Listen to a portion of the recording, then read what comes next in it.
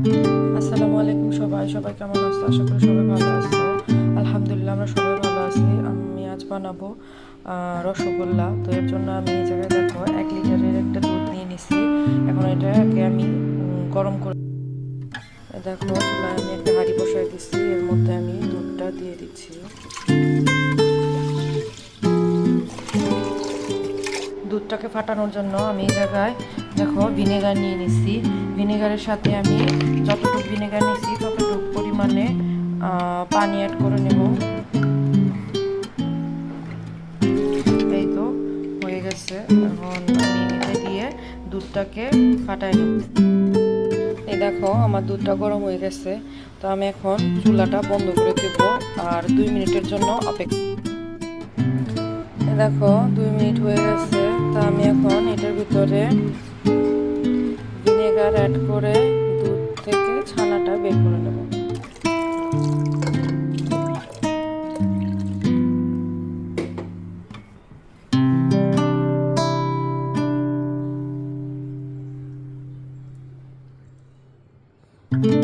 দেখো ছানা বের হয়ে আসতেছে। ছানাটা ছাকার জন্য দেখো আমি এরকম একটা সাদা পাতলা কাপড় নিয়ে নিছি। তো আমি এখন এটার ভিতরে দুধটা ছেঁকে নেব।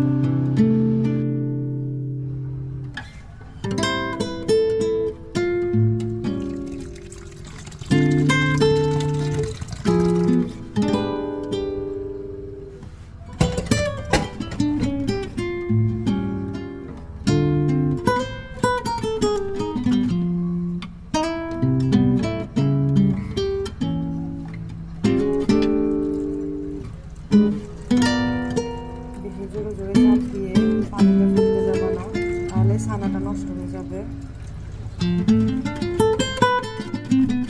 রসগোল্লাকে ভেজানোর জন্য, রসগোল্লাকে সিদ্ধ করার জন্য আমি এই জায়গায় 3 কাপ পানি দিয়ে দিচ্ছি।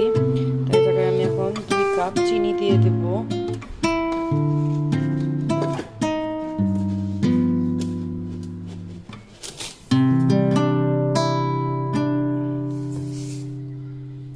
এই দেখো দিয়ে দিছি। এখন আমি এই জায়গায় 2টা এলাচি অ্যাড করে দেব। তারপরে এটা বেশি ঘন করতে হবে না। এটাকে যতক্ষণ পর্যন্ত চিনিটা না গলে ততক্ষণ পর্যন্ত আমরা অপেক্ষা করব। এই দেখো আমার ছানাটা আমি কাপড় থেকে ছড়াইয়া এই প্লেটটাই নিয়ে নিয়েছি। তো আমি এখন এটাকে ভালো করে মথে নেব। মথা তারপরে তোমাদের দেখাচ্ছি।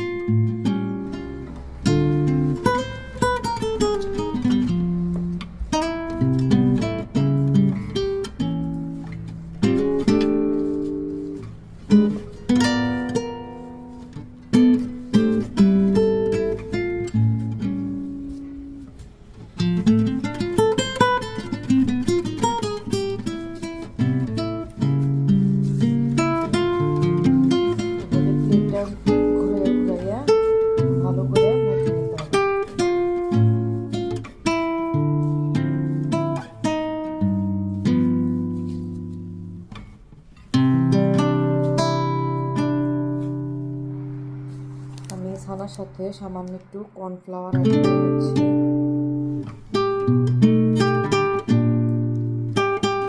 এখন এটাকে আবার ভালো করে ছানার সাথে মিশিয়ে নেব।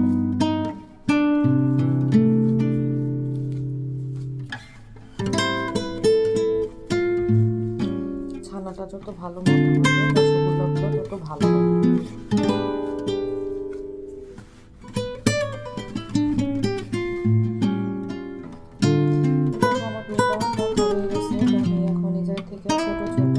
রসগোল্লার মতো ডো বানাই নেব, ছোট ছোট গোল গোল বানাই নেব।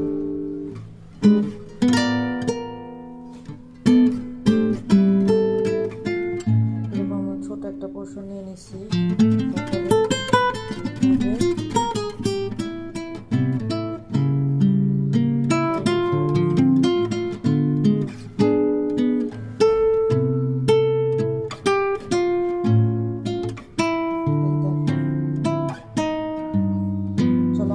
সবগুলো বানাই নিই।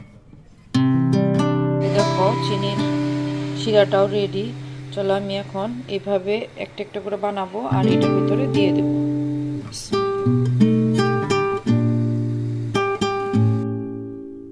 এই দেখো আমি আমার সবগুলো রসগোল্লা দিয়ে দিছি। এখন আমি এটা হাই ফ্লেমে ঢাকনা দিয়ে ঢেকে 10 মিনিটের মতো রান্না করব।